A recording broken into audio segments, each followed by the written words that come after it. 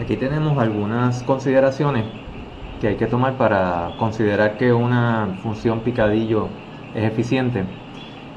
Por ejemplo, la primera de ellas es que sea una función eficiente de computar. ¿Qué significa eso? Pues que para llegar del valor de la llave al valor del índice donde tú vas a poner esa llave, no haya que hacer unas operaciones muy complejas. Porque recuerda que esa computación del hash hay que hacérselo a cada una de las llaves que tú quieres guardar o cada vez que tú quieras buscar en la tabla. Así que, pues, tienes que recordar que el tiempo de acceso para encontrar, por ejemplo, una llave en un hash table envuelve principalmente el tiempo que le toma calcular el hash function más el tiempo que luego de que has calculado el índice te tome llegar hasta el bucket que realmente contiene la llave. Y ese segundo término, que es el que denominamos el load factor, pues depende de cuán bien distribuidas estén las llaves a través de la tabla. Si tú, por ejemplo, estás utilizando un hash table que usa chaining y de repente tienes muchas listas largas, pues entonces ese load factor es bien alto. Mientras que si lo que tienes son muchas listas cortas, pues el load factor es pequeño porque son menos las comparaciones que en promedio vas a tener que hacer para encontrar la llave que estás buscando. Así que eso es una primera consideración para la función picadillo, que sea eficiente de computar. La otra consideración es que debe distribuir la data uniformemente a través de la tabla hash.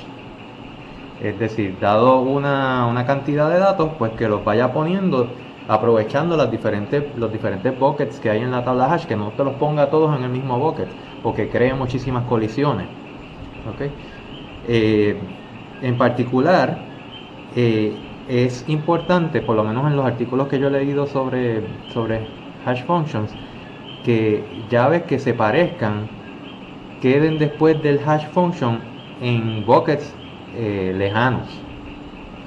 Y eso pues tiene que ver con que muchas veces cuando uno guarda datos usando una estructura, ya sean árboles binarios o hash tables, esos datos pues muchas veces incluyen datos que se parecen entre sí. Y si nuestro hash function no es muy bueno, pues entonces lo que va a pasar es que esos datos podrían estar generando el mismo resultado del hash function y entonces crear colisiones. Pues un buen esquema, un buen hash function hace que esas llaves, aunque se parezcan, aunque sean casi iguales, pues quedan dispersas dentro de la tabla hash. Otra consideración es que sea un hash function que sea bueno aun cuando la tabla que hemos reservado no sea inmensa, ¿verdad? Cualquier hash function podría ser bueno si tu tabla es inmensa. Así que queremos un buen hash function que no requiera tablas muy grandes, ¿verdad? Para no desperdiciar espacio. Otras consideraciones es a qué tipo de llaves se les puede hacer hash, ¿verdad? Hasta ahora hemos mostrado básicamente dos tipos de datos, elementos enteros y strings. Hemos visto que en los strings pues hemos utilizado una técnica demasiado sencilla que es combinar los bytes de los caracteres, los ASCII codes de los caracteres y quizás al final hallarle el módulo a esa combinación. En el caso de que quisiéramos guardar llaves tipo floating point en un hash table, pues el hash function lo que podría tratar sería darle interpretación a los bytes de ese floating point como si fuesen números enteros. ¿Okay? Como tratar el float como un string de bits. Ustedes saben, no sé si lo han visto, pero en la clase de arquitectura ustedes van a ver cómo es que se representan los floating points en memoria. Pues si se hace fácil darle la interpretación a los bytes que componen ese floating point como si fuesen otros enteros, y de esa manera pues poder calcular el resultado de un índice que esté en el rango del range que esté en el rango de los índices válidos del hash table.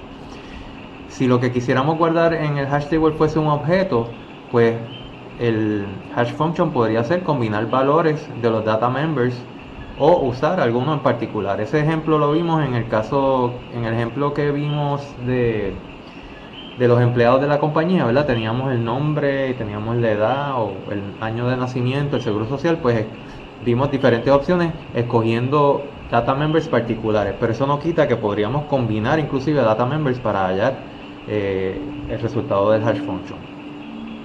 En particular para los strings, y por esto les mencioné ahorita que los esquemas que habíamos utilizado eran medio mongo, pues vamos a presentar un esquema un poquito mejor.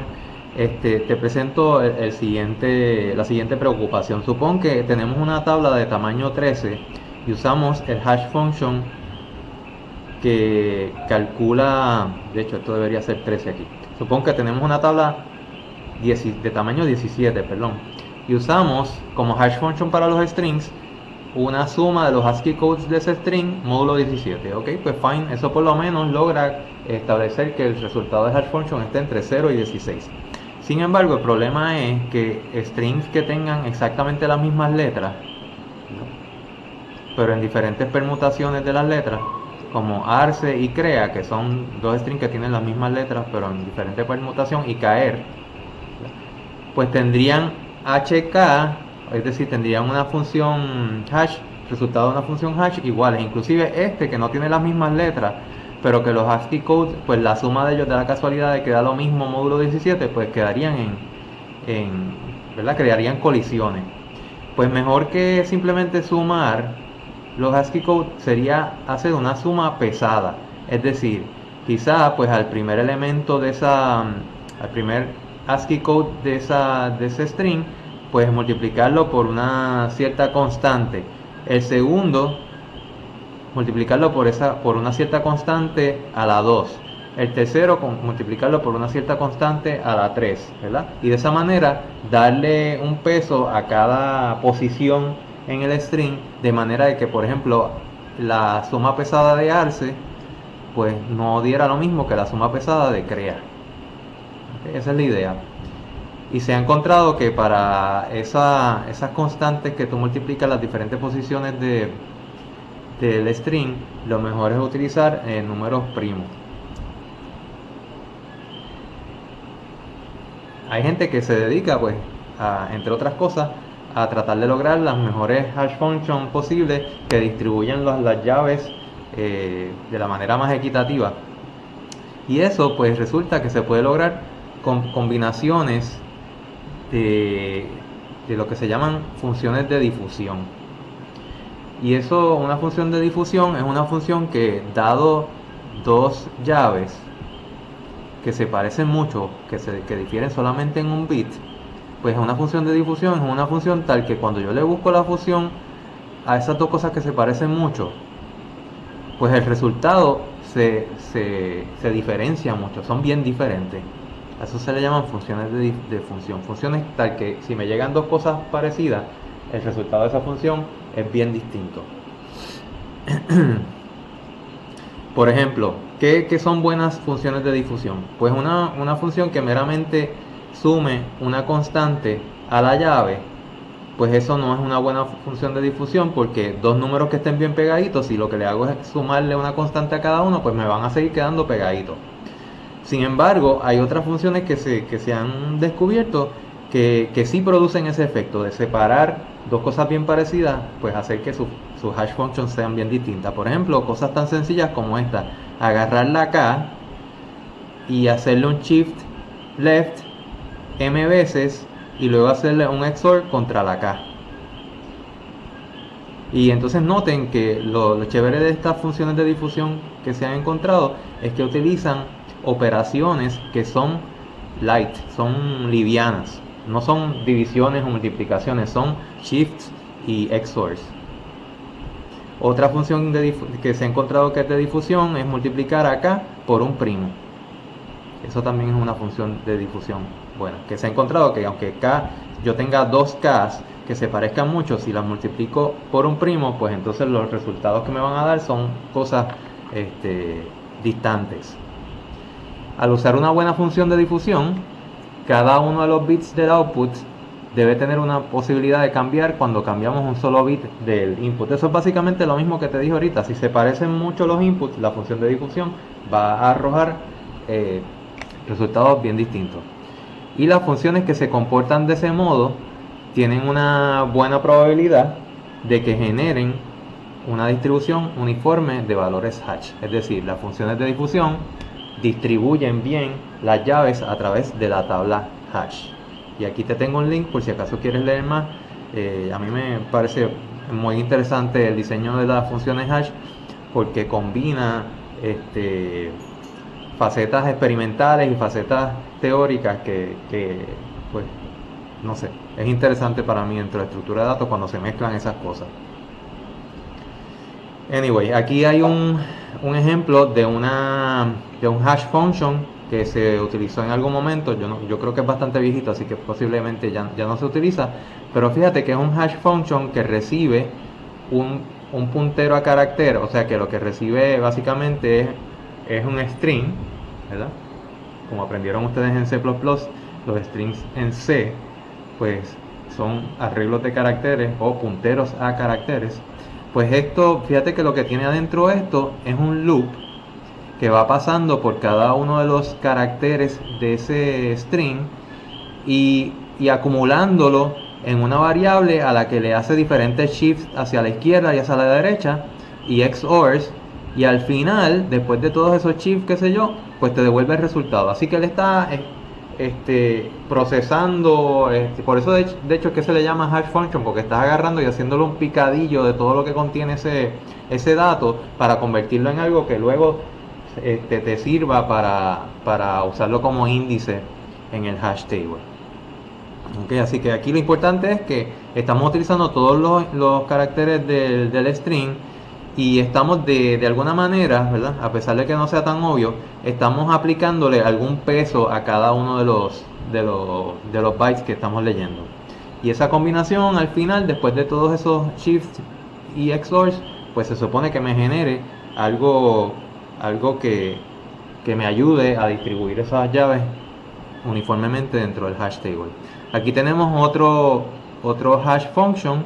Nuevamente, en este caso estamos recibiendo un puntero void, pero piensen que eso también es un puntero a carácter. Y noten que nuevamente tenemos aquí un loop que lo que está haciendo es, déjame ver, que lo que está haciendo, ¿verdad?